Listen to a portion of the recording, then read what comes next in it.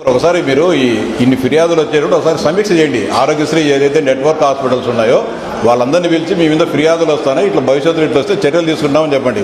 ఇప్పుడు సభ్యులు ఏం చెప్తున్నారు, గతంలో జరిగిన మీటింగ్లో కానీ ఫిర్యాదు చేసినాం సవేరా పేరు అన్నారు. రెక్టిఫై చేయాల్సిన బాధ్యత మనం ఉందా లేదా? మరి రెక్టిఫై చేయాలి కదా. ఒకసారి పిలిచి మాట్లాడారు మీరు. మీ వైద్య ఈ ఆరోగ్యశ్రీ వ్యవహారాలు చూసే ఆఫీసర్లు ఒకసారి మాట్లాడారా? సవేరా హాస్పిటల్కి ఎగ్జామ్ చేశారా?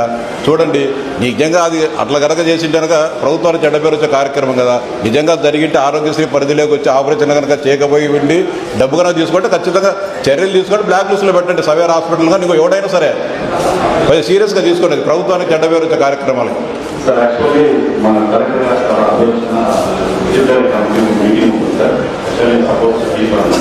తొందరగా చూడండి, పదే పదే సరిగా లేదనే మాట రాకూడదు కదా మనకు.